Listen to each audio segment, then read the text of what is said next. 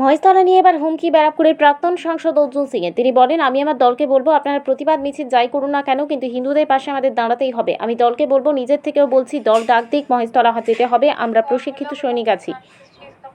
Communal violence কিভাবে ঠান্ডা করতে হয় আমরা জানি। যারা গন্ডগোল পাকাচ্ছে তারা কাপুরুষ, পুলিশও তাদের মার খাচ্ছে। এর থেকে লজ্জার কিছু নেই। বিষয়ে পুলিশ বিদ্রোহ করুক, না হলে তাদের জীবন বাঁচবে না।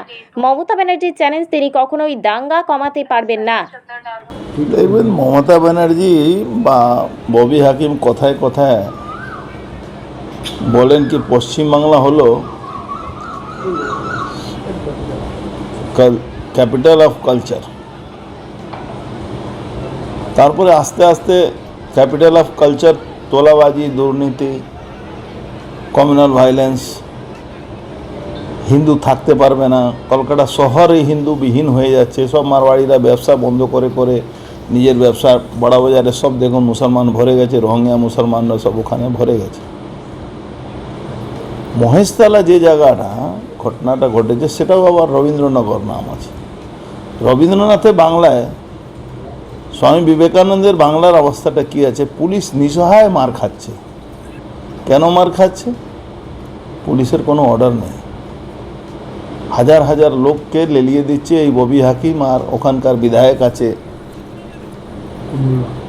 কি মোল্লা নাম আছে, বলছে এটা তো একটা সামান্য ঘটনা। বুঝতে পারছি না হিন্দু বাংলার হিন্দু, বাঙালি হিন্দু। দেখুন, আমি বুঝতে পারছি না যে বাঙালির বাংলার হিন্দু, বাঙালি বাংলার হিন্দু কবে হোশ আসবে? থানার কাছে হয়েছে এই ঘটনাটা, রবীন্দ্রনগর থানার কাছে হয়েছে, 100 মিটারও নেই। ইভেন থানার সামনে যে মন্দির আছে সে মন্দিরটাই ভাঙা হয়েছে। তার মানেটা কি হচ্ছে? তার মানেটা হচ্ছে পশ্চিম বাংলা জেহাদিদের হাতে চলে গেছে। আনসারুল বাংলা যে স্লিপার সেল সারা বাংলা ছুঁয়ে গেছে।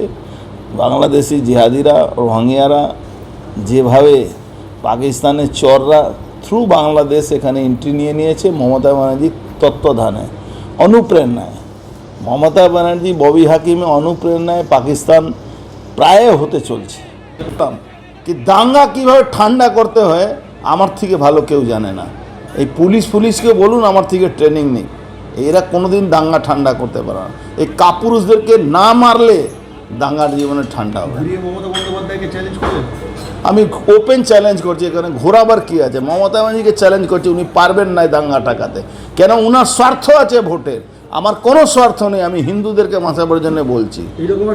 আমি হিন্দুদেরকে বাঁচাবার জন্য বললাম। মুর্শিদাবাদে দেখলেন তো কীভাবে ঠান্ডা হলো মুর্শিদাবাদ। এখনও বলছি মহেশতলাও ঠান্ডা হয়ে যাবে।